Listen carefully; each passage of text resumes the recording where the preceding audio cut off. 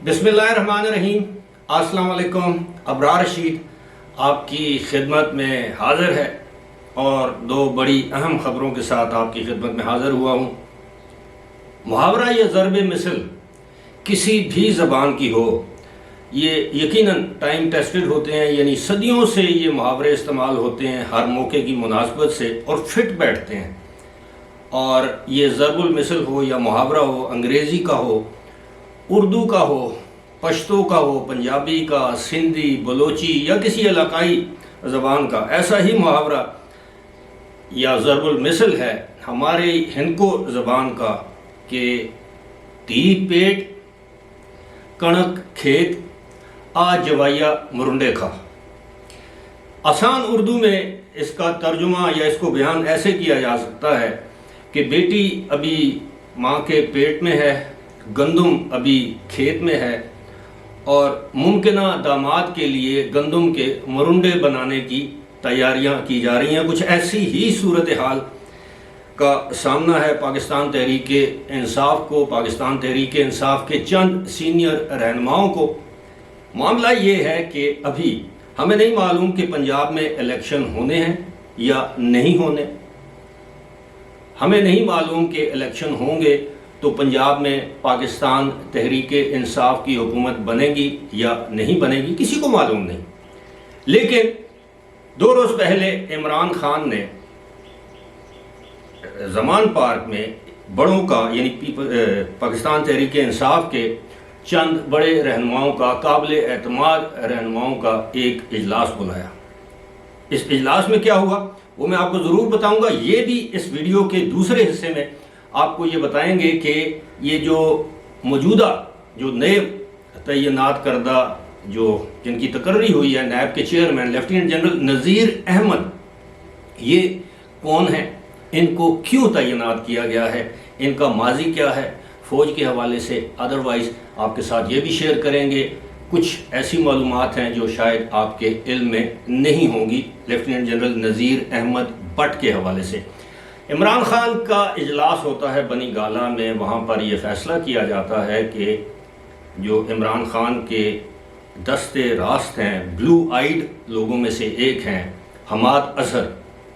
जो कि साबिक़ वफाकी वज़ीर भी रह चुके हैं, वफाकी वज़ीर ख़जाना थे, फिर वो तिजारत के वज़ीर थे, एनर्जी के वज़ीर थे। इमरान खान ये फ़ैसला करते हैं कि आइंदा इलेक्शंस में हमाद अजहर लाहौर के एक हलका है पंजाब असम्बली का 125 है शायद, कि वहाँ से वो सूबाई असम्बली का इलेक्शन लड़ेंगे। अब इसके पीछे मंतक क्या है कि अगर वो मुंतखब हो जाते हैं और पाकिस्तान तहरीक इंसाफ एक अक्सरियती पार्टी के तौर पर पंजाब में सामने आती है तो हमाद अजहर को वज़ीर आला बनाया जाएगा या मुमकिना तौर पर वो पाकिस्तान तहरीक इंसाफ के वज़ारत आला के उम्मीदवार होंगे। अब ये ख़बर जो है चौधरी परवेज़ इलाही पर बिजली बनकर गिरी। सिर्फ चौधरी परवेज़ इलाही नहीं, शाह महमूद कुरैशी पर बिजली बनकर गिरी और इस खबर ने हद दर्जे मायूस किया फवाद चौधरी को, क्योंकि ये जिन रहनुमाओं का मैंने नाम लिया है ये तीनों के तीनों पंजाब की वज़ारत आला के उम्मीदवार हैं। क्योंकि अगर पंजाब में तहरीक इंसाफ की अक्सरियत आती है तो तीनों के तीनों वज़ारत आला के उम्मीदवार हैं। अब चौधरी परवेज़ इलाही जिन्हें हाल ही में पाकिस्तान तहरीक इंसाफ में शामिल हुए, पाकिस्तान तहरीक इंसाफ का उन्हें मरकज़ी सदर नामज़द किया गया और इस बात पर भी पाकिस्तान तहरीक इंसाफ के जो सीनियर रहनुमा हैं उनमें ज़ाहिर है एक गम व गुस्से और तशवीश की लहर दौड़ना एक फितरी सी बात है कि आप वो समझते हैं कि हमने इतना अरसा इस पार्टी के लिए जान मारी, हर किस्म की कुर्बानी दी और नौवारद इंसान को, जिसको कल तक इमरान खान खुद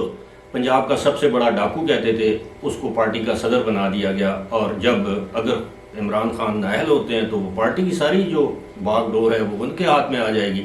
और चौधरी परवेज़ इलाही की ये ख्वाहिश, और उन्होंने इससे पहले कई मरतबा इसका इजहार किया है कि जनाब वो पंजाब के मुमकिना तौर पर वज़ीर आला होंगे अगर तहरीक इंसाफ इलेक्शन जीतती है। और इसी वजह से वो बार बार अपनी कुर्बानी का जिक्र करते हैं कि जनाब मैंने इतनी कुर्बानियाँ दी हैं, मैंने आपके कहने पर, आधे कहने पर असम्बली तोड़ दी है, मैं तो वज़ीर आला था, मुख्तलिफ़ किस्म की बातें हैं।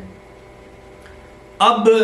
दूसरे उम्मीदवार हैं شاہ محمود قریشی، جو کہ ایک سے زائد مرتبہ یہ کہہ چکے ہیں کہ 2018 کے انتخابات میں ایک سازش کے تحت انہیں صوبائی اسمبلی کے انتخاب سے یا الیکشن سے ہرایا گیا تھا، اور اس میں جہانگیر ترین کا بڑا ہاتھ تھا تاکہ وہ پنجاب کے وزیر اعلیٰ بن سکے، ان کا راستہ روکا گیا۔ اس کا دکھ انہیں اب بھی ہے، اور ابھی بھی وہ جب جیل بھرو تحریک میں جو سب سے پہلے گرفتاری دی کسی بڑے رہنماؤں میں سے کسی نے، تو وہ شاہ محمود قریشی تھے۔ اب تیسرے امیدوار ہیں فواد چودھری۔ وہ اگر آپ کو یاد ہو 2018 کے انتخابات کے بعد بھی انہوں نے بڑی اپنی کیمپین چلائی تھی، اور لیکن ان کو وزیر اعلیٰ نامزد نہیں کیا گیا پنجاب کا، اور جس کے باعث اگر آپ کو یہ بھی یاد ہو کہ وہ عثمان بزدار کے خلاف مسلسل بیان دیتے رہے کہ یہ نااہل ہے، نالائق ہے، کرپشن ہو رہی ہے وغیرہ وغیرہ۔ اب ایک پوسٹ ہے، 4 امیدوار میں نے آپ کو گنوا دیے ہیں۔ حماد اظہر جو ہیں وہ اگر تحریک انصاف الیکشن جیت جاتی ہے، لیکن بعد یہ الیکشن ہوتے ہیں اور پھر تحریک انصاف، جس طرح میں نے وہ محاورہ آپ کے سامنے، یہ ضرب المثل آپ کے سامنے پیش کی، اس کا مقصد ہی یہ ہے کہ ابھی الیکشن ہوئے نہیں، ابھی پاکستان تحریک انصاف اقتدار میں آئی نہیں یا پنجاب میں اکثریت حاصل کی نہیں، تو اس سے پہلے ہی پنجاب کی وزارت اعلیٰ کے لیے کھینچا تانی اور لابینگ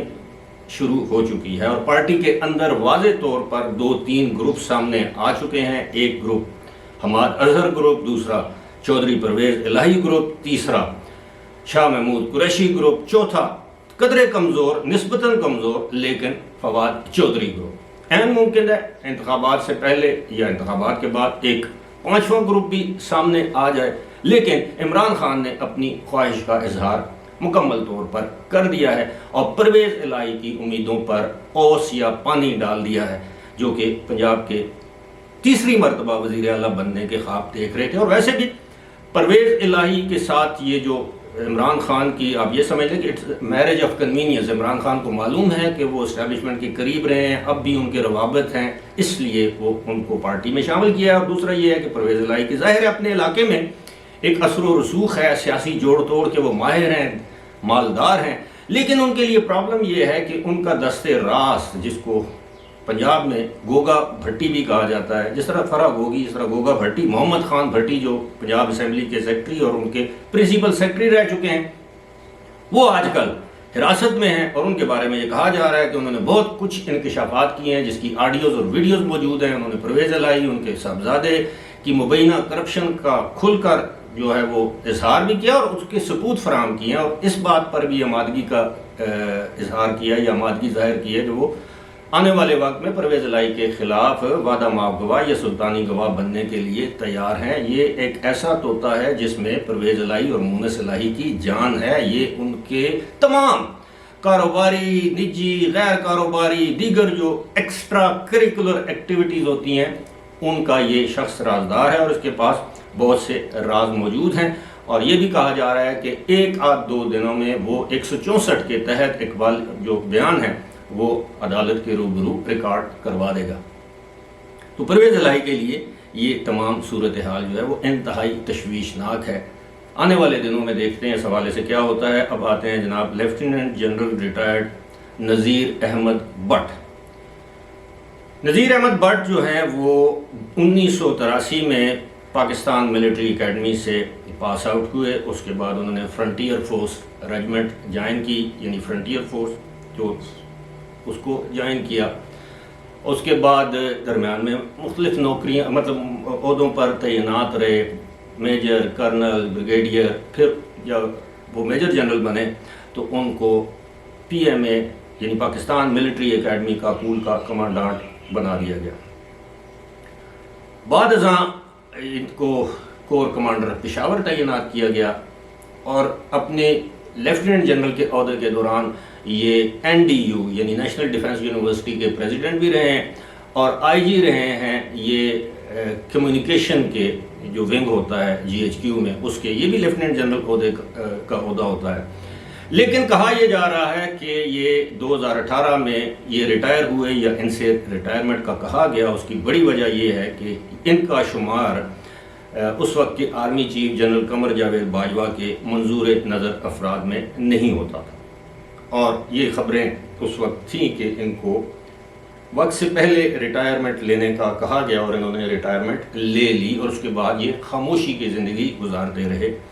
گزشتہ روز لیڈر آف دی اپوزیشن کے ساتھ معاملات طے کرنے کے بعد، یعنی راجہ ریاض جو کہ قومی اسمبلی میں لیڈر آف دی اپوزیشن ہے، ان سے معاملات طے کرنے کے بعد ہمارے جو وزیر اعظم ہیں انہوں نے ان کی تقرری کا اعلان کیا۔ اب ان کی تقرری آفتاب سلطان کے استعفے کے بعد ہوئی۔ آفتاب سلطان نے، آپ کو پتہ ہے کہ کیوں استعفیٰ دیا، انہوں نے کہا کہ ان پر دباؤ ہے کہ کچھ مقدمات قائم کیے جائیں، کچھ مقدمات یا ریفرنس نہ دائر کیے جائیں۔ وہ کیا ہیں وہ بھی آپ کو بتائیں گے۔ معاملہ یہ ہے کہ لیفٹیننٹ جنرل نذیر احمد بٹ کو کیوں ایک ریٹائرڈ جنرل کو کیوں نیب کا چیئرمین بنایا گیا ہے۔ دو وجوہات جو میجر ہیں ہمارے سامنے ہیں۔ ایک تو یہ ہے کہ ایک سابق آرمی چیف کے ایک بھائی کے خلاف کروڑوں نہیں اربوں روپے گھپلے اور اس کا لین دین یا فراڈ یا جو بھی آپ اس کو نام دیں اس کا معاملہ ہے۔ نیب میں یہ انکوائری کافی عرصے سے چل رہی ہے۔ جب یہ ریفرنس کے سٹیج پر پہنچی اور آفتاب سلطان نے یہ فیصلہ کیا کہ اب وہ جو سابق آرمی چیف کے جو بھائی ہیں، اب میں ان کے نام کے مخفف آپ کو بتا سکتا ہوں، کے ان کے خلاف جو ہے یہ ریفرنس دائر کرنا چاہتے تھے۔ ہمارے کچھ حلقوں کی جانب سے آفتاب سلطان سے یہ کہا گیا کہ آپ نے ایسا نہیں کرنا، اور پھر کچھ ایسے مقدمات تھے جن پر ان کو کہا گیا اب ان مقدمات، یہ جو کیسز ہیں ان کو پرسو کریں، ان کے ریفرنس کریں، فلاں کو گرفتار کریں۔ انہوں نے یہ دباؤ قبول کرنے سے انکار کیا اور بالآخر مستعفی ہو گئے۔ اب lieutenant general retired Nazir Ahmad Butt چونکہ اب نیب کے چیئرمین تعینات ہو چکے ہیں 3 سال کے لیے، اس کے 2 جو ہیں وہ مقاصد ہو سکتے ہیں۔ ایک تو یہ ہے کہ کل کو جب عدالت، کوئی بھی اعلیٰ عدالت ان کو طلب کرے گی کسی بھی کیس میں، تو ان کی جرنیلی کے عہدے کا لحاظ رکھے گی کہ عدالتوں کو بھی پتہ ہوگا کہ یہ کہاں سے آئے۔ آپ بات سمجھ گئے ہوں گے۔ ایسا نہیں ہوگا کہ عدالت ان کو بلا کر ان کی سرزنش کرے گی، کیونکہ جرنیل ہی ہوتا ہے، ریٹائر ہو جائے، یہ ہم نے ماضی میں دیکھا، اور پھر وہ نیب کا چیئرمین بھی ہو اور لیفٹیننٹ جنرل ریٹائرڈ بھی ہو۔ اور دوسری بات یہ ہے کہ ویسے بھی ادارے کے اندر بھی ایسا بھی ہے کہ ظاہر ہے جب یہ میجر جنرل یا لیفٹیننٹ جنرل ہوں گے تو ان کے ساتھ جس نے ایز اے میجر جنرل سرو کیا ہوگا وہ تو یقیناً ان کا جونیئر ہوگا۔ عین ممکن ہے وہ آج پاکستان کی جو ملٹری اسٹیبلشمنٹ ہے اس میں وہ اعلیٰ عہدوں پر فائز ہو۔ عین ممکن ہے کہ وہ ڈی جی ISI ان کے جونیئر رہے ہوں۔ عین ممکن ہے کوئی کور کمانڈر جو ہے وہ ان کا جونیئر رہا ہو، ان کے ساتھ اس نے سرو کیا ہو، یا یہ کسی کے انسٹرکٹر رہے ہوں۔ تو فوج میں یہ بڑا احترام ہوتا ہے کہ ایک آفیسر اگر کرنل رینک کا بھی ریٹائر ہو جائے اور وہ انسٹرکٹر رہا ہو ایسے آفیسر کا کہ جو اب 3 یا 4 سٹار جنرل ہے، تو وہ جب نجی محفلوں میں ملتے ہیں تو وہ سلوٹ مارتا ہے جنرل اس کو، اور اس کو سر کہہ کے مخاطب کرتا ہے۔ یہ فوج کا ایک ڈسپلن ہے، روایات ہیں۔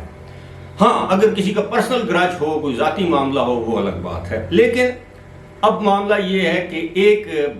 بڑا مقصد یہ بھی ہے کہ وہ سابق آرمی چیف جو ہیں ان کے بھائی کے خلاف انکوائری کو یہ موجودہ جنرل صاحب سے، نیب کے چیئرمین سے کہا جائے کہ جناب اس فائل کو آپ کہیں تہہ خانے میں دبا دیں، اس پر مٹی پھینک دیں، اس پر آپ نے آگے نہیں جانا، اور یہ کیسز ہیں ان کو آپ نے پرسو کرنا ہے۔ اور یقیناً یہ اگر کسی کے دباؤ میں آئے تو اپنے سینئرز کے دباؤ میں آئیں گے جو اب بھی اعلیٰ عہدوں پر براجمان ہیں یا فائز ہیں، اور یہ کسی سویلین ادارے کے دباؤ میں نہیں آئیں گے۔ سویلین اداروں سے مراد یہ ہے کہ چاہے وہ عدلیہ ہی کیوں نہ ہو، جس طرح میں نے پہلے بتایا ہے کہ جرنیل کے ساتھ چاہے وہ ریٹائرڈ بھی ہو، عدلیہ پنگا لینا جو ہے وہ افورڈ نہیں کر سکتی۔ ماضی میں ہم نے دیکھا ہے بہت سے جنرل صاحبان کو عدالتوں نے طلب کیا، لیکن کیا ہوا؟ جنرل آپ دیکھ لیں، جنرل اسلم بیگ کو، جنرل مرحوم حمید گل کو، اس کے علاوہ 3-4 اور جرنیل بھی ہیں جن کو عدالتوں نے طلب کیا، اور جنرل اسد دورانی کو۔ اور پھر آپ کو پتہ ہے کہ ہماری عدالتی تاریخ کیا ہے کہ اس پر نہ ہی بولا جائے تو بہتر ہے۔ تو یہ صورتحال ہے کہ جنرل جو لیفٹیننٹ جنرل جو ہیں وہ نذیر احمد بٹ یہ بھی ہے کہ آنے والے دنوں میں کچھ ریٹائرڈ جرنیلوں کے اربوں خربوں کے اثاثے جو ہیں ان کے کیسز بھی نیب میں جائیں گے کہ جناب ایک 21 یا 22 گریڈ کا آفیسر جو ریٹائر ہوا ہے اس کے پاکستان کے اندر یا پاکستان سے باہر UAE میں، برطانیہ میں یا کسی دوسرے ملک میں یہ کروڑوں ڈالرز کے اثاثے کیسے آ گئے، وہ کس طرح سینکڑوں ایکڑ کے فارم ہاؤس جن کی اس کی مالیت ارب 1.5 ارب روپیہ ہے اس میں رہائش پذیر ہیں، کس طرح ان کے بھائیوں، بیگمات یا بچوں کے نام پر اربوں کی پراپرٹیز ہیں، ہاؤسنگ سوسائٹیوں میں ان کا حصہ ہے، کاروباروں میں کاروبار جو ہیں مختلف بڑے بڑے بزنس مین اس میں وہ حصہ دار یا شراکت دار ہیں، کس طرح وہ جو ہیں وہ بڑی بڑی پیزا چینز کے مالک بن گئے ہیں، کس طرح انہوں نے امریکہ میں اور ملک کے دنیا کے مختلف ممالک میں 90 سے زائد کمپنیاں جو ہیں وہ اسٹیبلش کر لی ہیں، کس طرح ان کی اولادیں جو ہیں وہ پرائیویٹ جیٹس میں آتی اور جاتی ہیں، یہ سارے معاملات بھی اب ظاہر ہے نیب ہی دیکھے گا۔ تو اب ایسی صورتحال میں آپ سمجھ سکتے ہیں کہ لیفٹیننٹ جنرل نذیر احمد بٹ کو کیوں تعینات کیا گیا ہے۔ میں نے مختصراً آپ کو ان کے ماضی کے حوالے سے بتایا، یہاں پر یہ بھی بتا دوں کہ یہ لیفٹیننٹ جنرل نذیر احمد نے اپنی تعلیم کا کچھ حصہ ایبٹ آباد میں بھی مکمل کیا ہے، اور ایبٹ آباد میں یعنی پاکستان ملٹری اکیڈمی کاکول میں یہ کمانڈانٹ بھی رہے ہیں، اور یہ جس طرح میں نے بتایا ہے کہ یہ جنرل قمر جاوید باجوہ کے منظور نظر افراد میں سے نہیں تھے بلکہ ناپسندیدہ جرنیلوں میں سے ایک تھے۔ اب ہم حتمی طور پر یہ نہیں کہہ سکتے کہ انہوں نے قبل از وقت ریٹائرمنٹ لی، کسی کے کہنے پر ریٹائرمنٹ لی یا اپنے وقت پر ریٹائر ہوئے۔ فی الحال مجھے دیجیے اجازت۔